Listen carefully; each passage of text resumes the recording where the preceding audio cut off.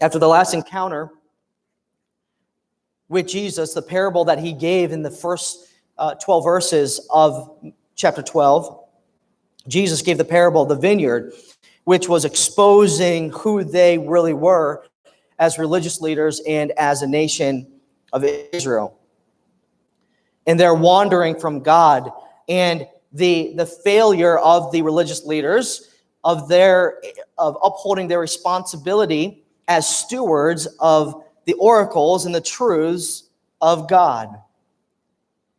They had thus become even more angrier with Jesus.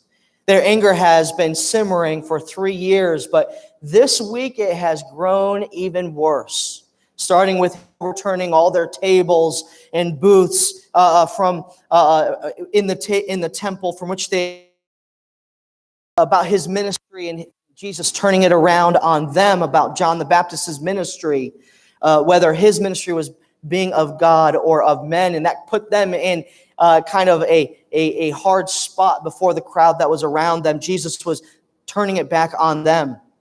And then the parable of the vineyard, that they were falling away from God. They were making a religion out of a truth, and they were, especially the Sanhedrin, the religious leaders, were wanting only for themselves power and the following of men. And Jesus is exposing this before the crowds, and they're hating him even more, and they're trying to find reason to kill him. They had, for the last 3 years, tried to find reason to minimize him and belittle him and make him look like he was not the true Messiah to the Jews. Now they really want to kill him. They want to get rid of him, like the parable said in the first in the parable of the vineyard. I believe it was verse number 8, where they killed the son. They're trying to kill Jesus and cast him out altogether. He is turning them sideways and turning their whole system upside down, and they don't like it. It's exposing them. It may cause people to leave following them and turn to Jesus, and they don't want that. But they couldn't just kill Jesus without enough against him to warrant it. The people, they needed to get the people on their side and make him look like a false teacher, that he was rebellious, that he was completely against their religious system, that he was a fraud. And they needed to get the people behind them and on their side to get the whole group of people with them. Now remember, they're in Jerusalem for Passover, and so thousands upon thousands of Jews have journeyed there. So there is a massive amount of Jews and people there in Jerusalem. And so in this passage, after this parable, remember in verse 12, it says that they sought to lay hold on him, but feared the people. At that point, they wanted to kill him and get rid of him, but they knew if they didn't have enough cause, then the people could turn on them as the religious leaders. See, they were more worried about followers and crowds than they were about truth. Truth always must be what we are after, what we teach, what we follow, what we aspire to live and to share with others. And the Pharisees, the scribes, they were not about truth. They were about their power, their fame, their religious system that kept people coming to them for them to tell the people what to do and what not to do. So in our text this morning, after they're so infuriated with what Jesus has said about them in this last parable in verses 1 through 12, the people are so upset, the Sanhedrin, the religious leaders, they come up with a plan to try to get the crowds and the masses on their side and against Jesus. And they have 3 waves in this plan. And it's going to involve all of the Sanhedrin, the scribes, the Pharisees, and the the Sadducees. And if they need all three, they're going to send each one of them to Jesus to try to trip him up with his own words. And they start with the Pharisees.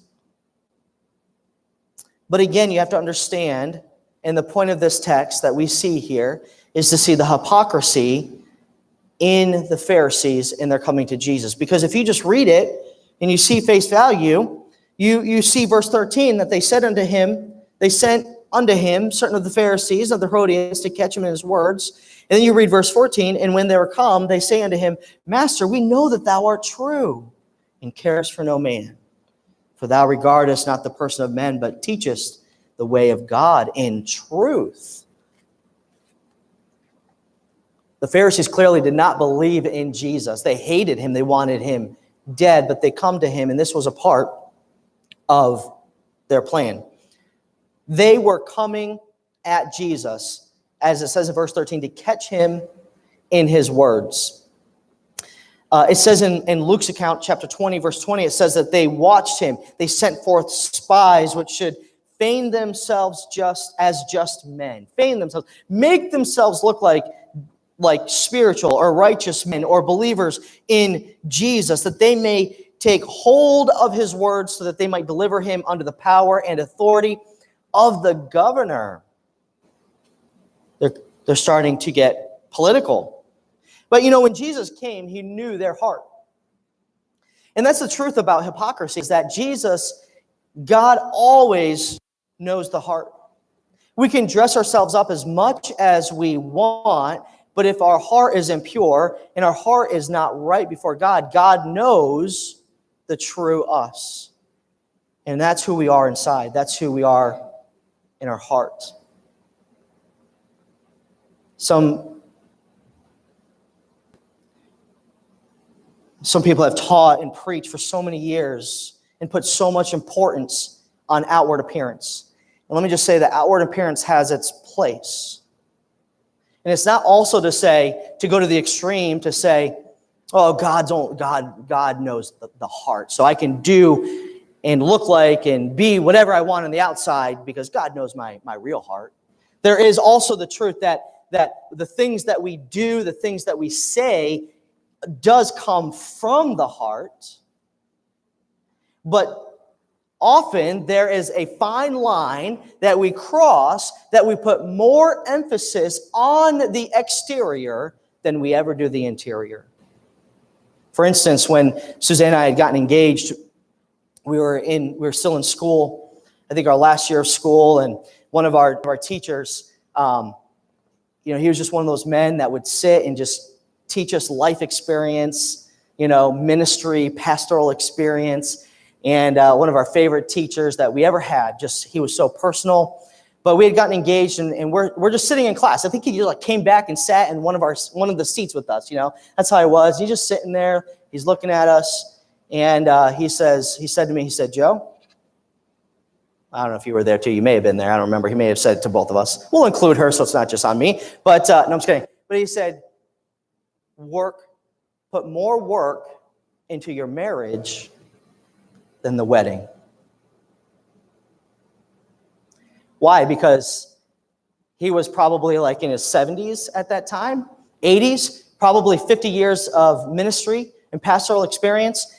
Being in his 70s or 80s, he is telling me that he has seen over and over and over where so much time, so much effort, so much money is put into the marriage or into the wedding, the external, what you see, but not into the marriage, which is the most important thing. That's what's important. You're not getting married only for a ceremony and then let the marriage go, never work on that. He's saying you need to work on the marriage more so. But we're often more concerned about working on the exterior, working on what we can make people think we are rather than what and who we really truly are. Because nobody else sees the interior except for God. God always sees the heart. And if the interior is right, then the exterior will be right. Jesus sees the heart, and he sees what these Pharisees and the Sanhedrin are doing here. We're going to just take a look at the first wave of this scheme and plan by the Sanhedrin to get Jesus with his words, and expose their hypocrisy in this way. It may be a challenge to us to understand that God knows our heart. Let's not try to be something on the exterior inside, try to make people think we are one thing on the outside, but really we're not, and we're something different on the inside. Let's make sure our heart and walk with the Lord is the most important thing that we're working on, and let Jesus take care of the exterior. That's what Christ is most concerned about. Let's take a look at their plan as in the first wave of their plan that is approached by the Pharisees. Number one, I want you to notice their attack. Their attack. It says in verse 13 that they send unto him certain of the Pharisees and of the Herodians to catch him in his words. Now, this word catch is really a strong verb, and it's actually the only time in the whole New Testament that this verb is used. The original Greek word that was translated into the English word catch. It is a strong word describing what they're attempting to do. They are attacking Jesus. It is a strong word proving that they're hunting and attacking Jesus to try to capture him like a hunter would an animal. That tells you what they think of Jesus. Like a hunter hunts to what? Kill. They wanted to attack and take down Jesus. They had an ulterior motive for their coming to Jesus. They had impure motives and reasons for coming, trying to mask themselves, trying to make themselves look like one thing, but really were something different. In order to catch Jesus, to hunt him, just like a hunter would an animal, they had to be quiet and subtle, make themselves invisible, try to look or smell like the prey, right? If you're people that go out and hunt deer, they sometimes spray themselves with stuff. They wear camo. To me, the most fun part is, painting your face with the camo and putting all the gear on, and then you go and you sit in a tree stand for like hours on end. To me, it's just, I'd be like eating potato chips. I mean, I would not be a good, quiet hunter. I would get bored. I'd be like, can we like play a game here? Or let's go walk around. There's a pond. It's hot. Let's go swimming. I mean, I would not be a really good hunter. I'm not really patient. Okay. I'm too antsy. I can't really sit still. Okay? This week, the last couple of weeks, the last 12 years of our ministry, I've worked a full-time secular job and done ministry work. And then as of July 1st, all of a sudden, I'm full-time. I'm no longer working at my secular job. I'm like sitting around. I'm like my day off. I'm like, what do I do? I got to be doing something. And, I can't sit still. I don't know what I'm supposed to do, with my time, because I'm so used to just doing this and doing that and running and gunning and just going all day nonstop. And I can be so impatient and antsy. But let me tell you, I've truly enjoyed it. And they try to mask themselves. See, they want Jesus to think that they're like him. The point of Christianity in your relationship with Jesus is not to come to a church or not to go before Jesus and try to trick him to make him think that you are a good Christian. The point of Christianity is to come to Jesus broken, understanding your faults and your failure and your insufficiency and your inability to save or to sanctify yourself, but that it's all in Christ, in him only, and coming to him for help and for grace and for strength and to guide you and lead you in your life. That is the point of Christianity. Not to try to look like you're something that you're not, like the Pharisees did here. And their whole point was to attack Jesus. Try to make Jesus not see them coming. A sneak attack, which They obviously did not believe in Jesus as the divine Son of God, the divine God incarnate in flesh, because obviously Jesus is God. So what is Jesus? He knew their heart. He knew exactly what they were doing. He knew their motive. He knew their heart. He knew who they were the whole time. He knew who they were. They didn't trick Jesus. You can't trick the divine Son of God. You can't trick God Almighty. They tried to attack Jesus. Secondly, notice their alliance. Still in verse 13, actually the first section says, they sent unto him certain of the Pharisees and of the Herodians. Did you catch that? Why is that important? They didn't send only the Pharisees, they sent the Herodians. Have you seen this anywhere else in our study in Mark, that they joined forces with Herodians? Or anybody else for that matter? No.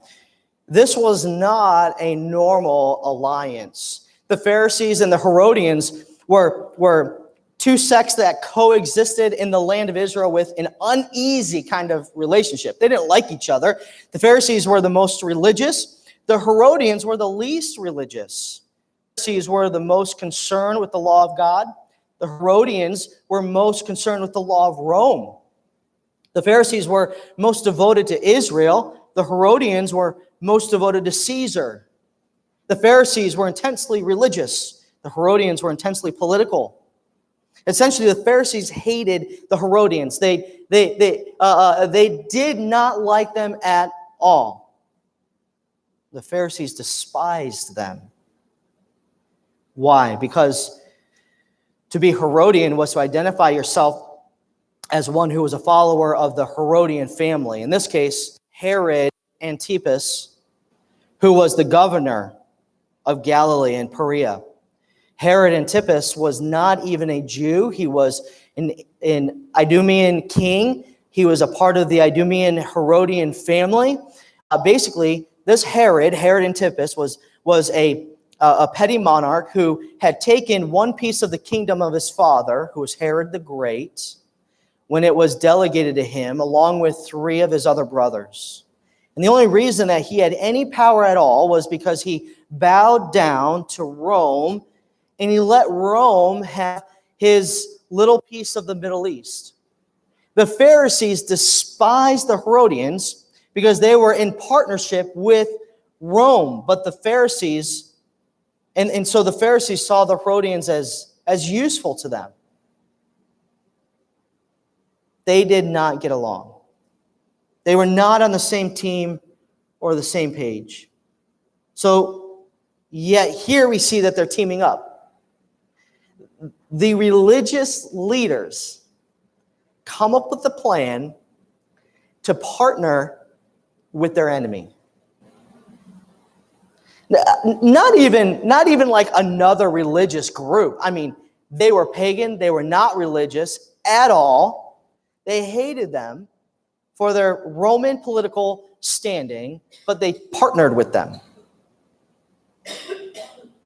Why? Because if they could find fault in Jesus politically,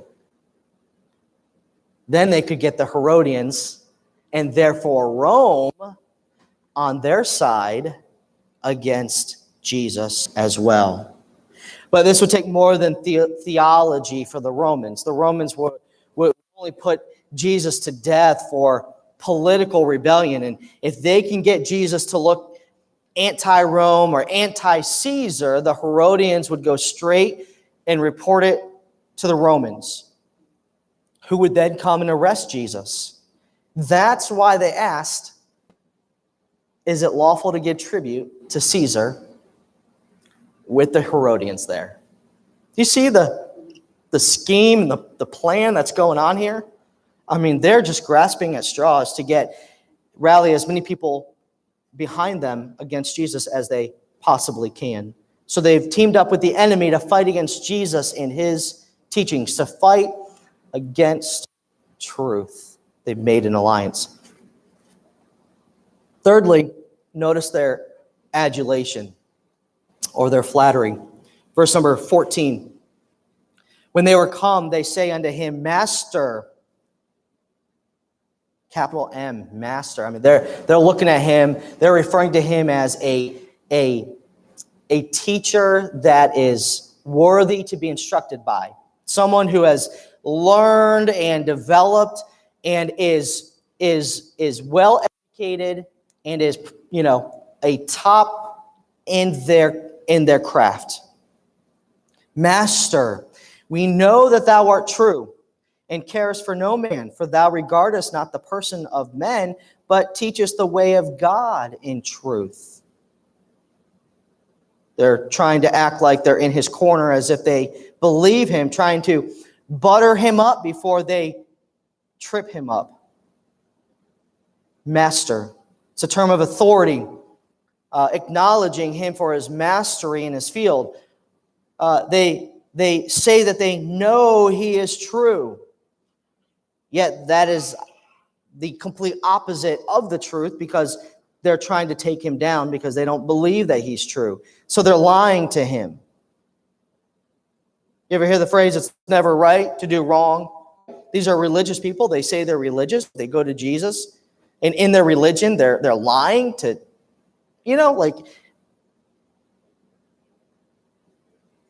they attempt to use trickery and tricky words and statements to use truth against Jesus.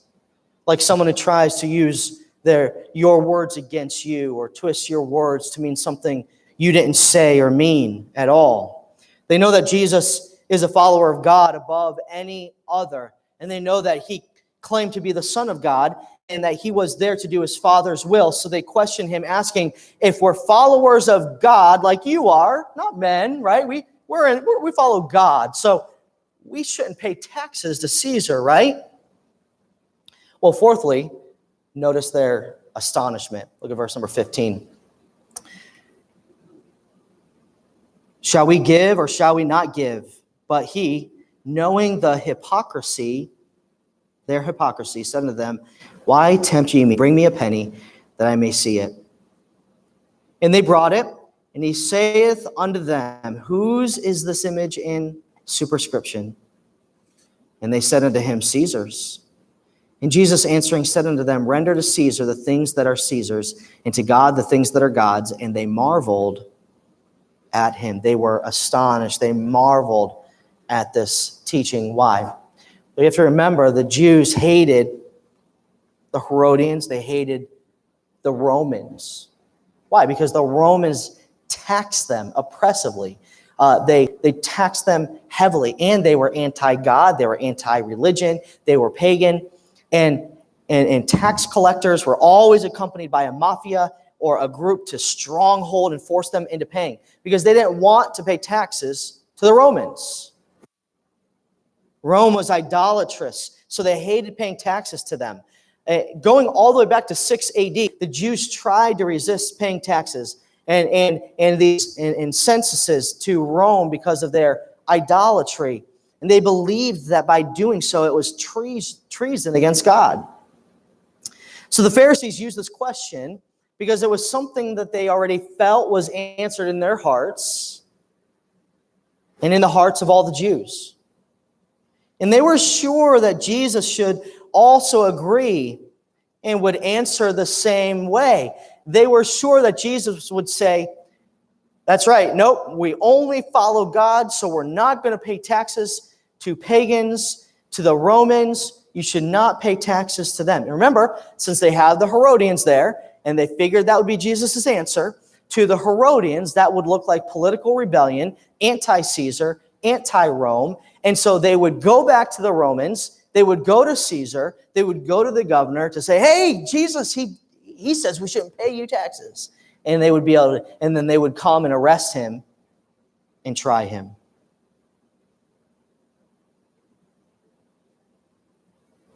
They thought that this would diminish and squelch his popularity among the Jews as well, but also in addition to the Romans arresting him for his rebellion. So in a sense, this would be the compilation of both sides coming together with the religious leaders to be against Jesus.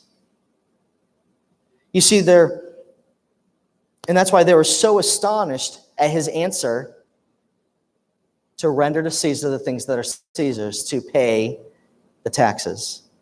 You see, they're so focused on parts of the law, yet the law teaches us that government is an institution from God. We're also taught to obey them who have the rule over us. So these, in their hypocrisy, they made such importance of parts of God's teachings or laws, but failed to follow and obey other parts. They acted like they were followers, but really they were only after what they wanted. They only wanted to receive the things that they wanted to receive. And so the very fact and reason that Jesus said, render to Caesar the things that are Caesar's, because God instituted the government, and if he has a tax, then you should obey that and pay that tax. And they're astonished at this truth and at this teaching of Jesus. This was the first wave of their attack. It didn't work. They thought that they could trip Jesus and catch him like a hunter catching his prey after he kills it. They thought that they would have Jesus in their hands at the arrests and the hands of the Romans, and as well as getting the rest of the Jewish people on their side, seeing the falseness of Jesus and his claims of truth. But yet Jesus astonishes them. Why? Because